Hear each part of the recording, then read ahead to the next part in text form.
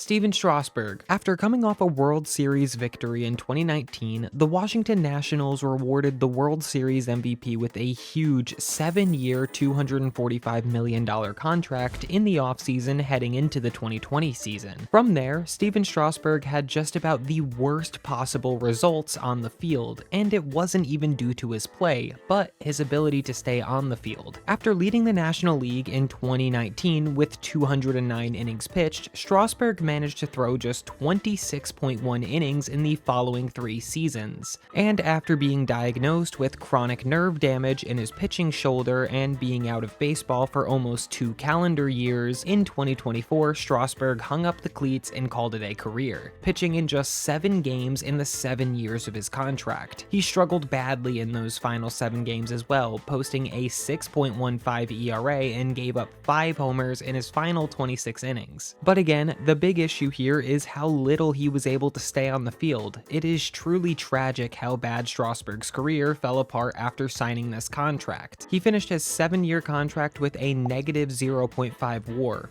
Chris Davis. In 2013, Chris Davis was one of the single best players in all of baseball. With a 7.1 WAR and 53 homers, he followed that up with a mediocre 2014 season, but after a huge bounce back in 2015 where he hit 47 more bombs and came 14th in MVP voting, the Baltimore Orioles rewarded Davis with an insane 7-year, $161 million contract. However, after a solid first season under contract, where he posted a 3.0 WAR, Chris Davis would quickly become the worst player in baseball for the following 3 to 4 seasons, including going 0 for 54 from the end of 2018 to the 2019 season, which is considered an unbreakable MLB record. 2018 might have been the worst season in MLB history for a single player, a 168 batting average and a 37% strikeout rate, and overall, Davis was worth a negative 2.8 wins above replacement throughout the time of his contract. The strikeouts were the ultimate downfall for Davis, and it made his contract a disaster for the Baltimore Orioles.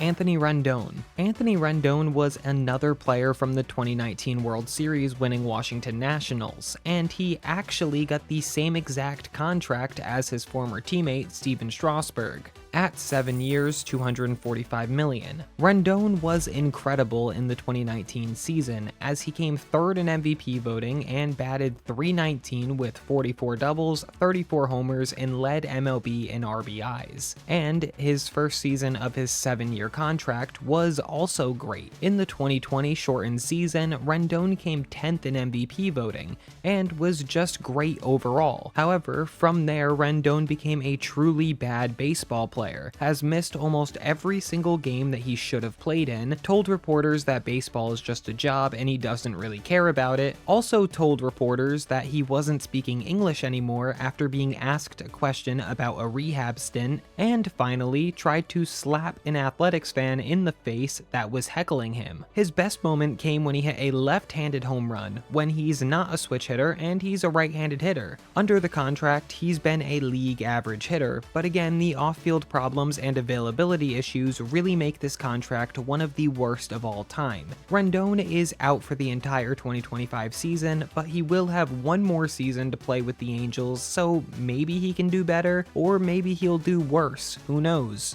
Kris Bryant. Kris Bryant was one of the best players in baseball as a rookie and a sophomore, and in his second season, Bryant won the World Series with the Chicago Cubs and broke the 108-year World Series drought in Chicago. The former number 2 overall pick won Rookie of the Year in his first season, and then again won that World Series in his second season. Oh yeah, and he also won MVP that season as well. Throughout the rest of his Cubs career, he was a consistent top 20 player in baseball, until he was traded from the Cubs in the 2021 trade deadline. Bryant was shipped to the San Francisco Giants, where he was solid, but this led to his contract, which he signed in the offseason heading into the 2022 season with the Colorado Rockies. After the Rockies traded away Nolan Arenado a few seasons prior, the Rockies wanted a new face of their franchise, so they threw a 7-year, $182 million contract at the former MVP. However, since then, Kris Bryant Bryant's career has fallen off a cliff. Listen to the list of injuries after signing, because this was the major issue for Kris. Back,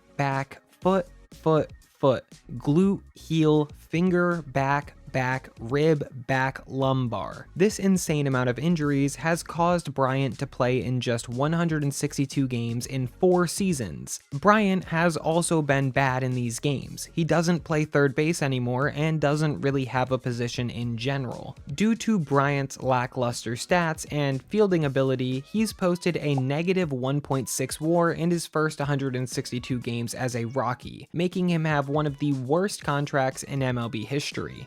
Albert Pujols. This is the first contract that resulted in a DFA before the contract was over, and that was Albert Pujols, one of just 4 players in the 700 home run club. Pujols probably had the single best start to an MLB career ever, posting a .330 batting average and 448 homers before his age 32 season as a St. Louis Cardinal. From there, Pujols signed a 10-year deal with the Los Angeles Angels, worth $240 million. The former 3-time MVP was solid in his first few seasons with Los Angeles, and throughout the contract, Albert did actually post a positive 12.6 WAR, but in his final season as an Angel, he was cut from the team, not even finishing his contract, and I just don't understand why the Angels decided to give a 32-year-old a 10-year contract. But they did, and it made this a bad contract. In the final 5 years of the deal, Pujols was horrible, posting a negative 1.6 WAR and was below league average hitter as a only DH. This might be a little harsh to say that it's one of the worst contracts of all time, but I think it definitely is. Let me know in the comment section if you disagree.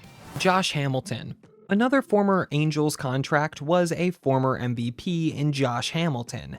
Hamilton was insane in 2010, and he was in the middle of a 5-year stretch where he was an all-star in all of these seasons, and that was enough to allow the Angels to take a risk on Hamilton. And it was risky because he had previously failed multiple drug tests. They gave him a 5-year, $125 million contract, and he only lasted 2 of those 5 years as a member of the Angels. Josh was actually solid with the Angels, however, due to him missing some time and more substance abuse related problems, the Angels decided that they didn't want to deal with the former MVP anymore and shipped him back off to the Texas Rangers for the absolute minimum, a player to be named later, and the Angels ate most of the remaining money on the contract. Even more unfortunately, Hamilton's career would end the next season as he would fall into a major relapse. This contract is a tragic story and a tragic waste of talent from a player that was destined to become one of the most well-rounded players of all time.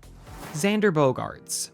Xander Bogaerts was consistently a top 3 shortstop in baseball from 2015 to 2022. He collected 5 Silver Sluggers along with 4 All-Star appearances and racked up over 140 homers, 278 doubles, and a .299 batting average as the Boston Red Sox shortstop. Bogaerts was then not extended by Boston and he hit free agency, where he was targeted by a few teams including the San Diego Padres, who were also targeting Aaron Judge of all people. Judge ended up going back to the Yankees, but the Padres felt like they needed another elite hitter, and they turned their attention to Bogaerts, and they offered him by far the largest contract on the list so far. Bogaerts received a $280 million deal for 11 years, and this would be starting in his age 30 season, meaning he would be paid through his age 41 season, and he would still be getting paid like an elite player. However, Bogaerts was very solid in his first season as a Padre, posting a 4.2 ERA, a .285 batting average, and 19 home runs. The next 2 seasons, Bogaerts' batting average has continued to drop each year, and he has already almost entirely lost his power stroke, and is looking like a bit of a shell of his Boston self, and this is just 3 seasons into his 11-year contract. The Padres are already overpaying for Xander, and it's just going to continue to get worse as he continues to regress over the next 8 years of his career.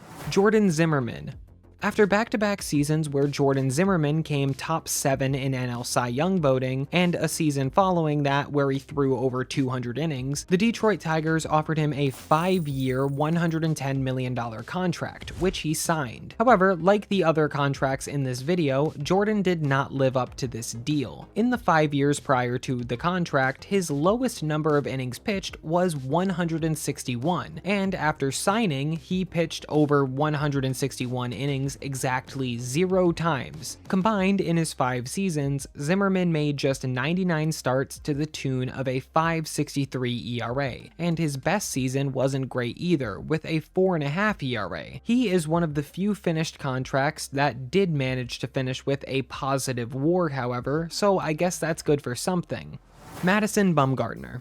Madison Bumgarner was one of the most consistent pitchers in Major League Baseball from the time of his debut in 2009 to his last pitch thrown in 2019 with the Giants. However, he was best known for his postseason dominance, where he posted a 2.11 ERA in 14 starts while winning 3 World Series championships with the Giants. His 10-year Giants career in the regular season was special as well, posting a 3.13 ERA overall in those 10 seasons, and his worst ERA in a single season was just 3.90. He was extremely consistent throughout. However, after signing a 5-year, $85 million contract with the Arizona Diamondbacks, Madison Bumgarner would nearly double his worst career ERA for a single season and post a 6.5 ERA. He would then follow up that career worst with his second and third worst seasons of his career, although he dropped the ERA down to around 4.5 for each of those seasons. However, in his 4th season, things fell off the rails for Madison, and he lasted just 4 games into the season before getting DFA'd and eventually released after still being owed $34 million of his contract. Bumgarner didn't even finish his deal, and he was still worth negative 0.4 WAR throughout his 5 years of the contract.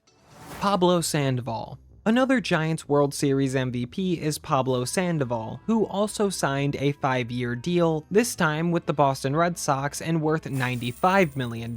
Sandoval had some incredible seasons with the Giants, but with the Red Sox, Sandoval decided to put on a little bit of weight, and it caused some serious problems in Boston as it completely destroyed his mobility and ability to hit at third base. It got so bad for Sandoval that on a swing his belt snapped in half and caused one of the most embarrassing moments in MLB history. After repeatedly getting injured in his first 2 years of his career with the Red Sox and getting another injury and not healing by the time his rehab assignment was over in his 3rd season, Sandoval was cut to find someone who could actually play baseball. Sandoval was released just 161 games into his 5-year contract, and he posted just a .235 batting average, 71 OPS plus, and 14 home runs. However, the Boston Red Sox replaced him with Eduardo Nunez, who would go on to play third base for the Red Sox in the following 2018 season, where they had the best season in franchise history and steamrolled their way to the World Series and won. Either way, the negative 1.6 WAR from Pablo Sandoval was not appreciated in Boston, and he was cut before his contract had concluded. Jacoby Ellsbury. The former Boston Red Sox speedster center fielder signed a big contract with the New York Yankees at 7 years, $153 million. Jacoby Ellsbury had one of the best 5-tool seasons of all time in 2011, coming second in MVP voting, winning a Gold Glove, Silver Slugger, stealing 39 bases, hitting 32 home runs, and batting .321 in Boston. 2 seasons before that, he stole 70 bases and was truly one of the most electric players in the sport. Jacoby was actually solid for the Yankees. However, many injuries made his contract be cut short, and he only played in just 4 of the 7 seasons that he was signed for. He also did experience a dip in performance after putting on the pinstripes, but the real issue was the injuries, not the play. Ellsbury was eventually cut by the Yankees after they claimed that he received outside medical treatment, which was against the rules of the team, and just a few months after that, Jacoby was walking into Fenway Park wearing a Red Sox jersey and honoring his former teammate Dustin Pedroia. Truly one of the only times that a former Red Sox burnt the Yankees on a contract. Eric Hosmer. Another World Series hero, Eric Hosmer, finds his way onto this list, and yet again, he is another player that did not finish out his contract as a member of the team that he signed with. Hosmer signed a ridiculous 8-year, $144 million contract, which was one of the driving forces in changing the future of the San Diego Padres and turning them into a consistent contender. So maybe you want to say that this contract wasn't the biggest disaster of all time because of that, but I still say that it is one of the worst of all time. Eric played just 5 years of his 8-year deal with the Padres before getting shipped off to the Boston Red Sox, where he played in just 14 games. He then went to the Cubs, where he was paid league minimum because he was still making a ton off of his Padres contract, and he was terrible there as well. Hosmer lost his Gold Glove defense at first base. He also lost his ability to hit well, dropping his batting average from .285 to .265 in his Padres career, as well as cutting his home run total in half. Eric Hosmer was another playoff hero that got overpaid due to a few playoff moments, and it didn't work out for the Padres as he had just a 4.0 WAR in his 8-year contract.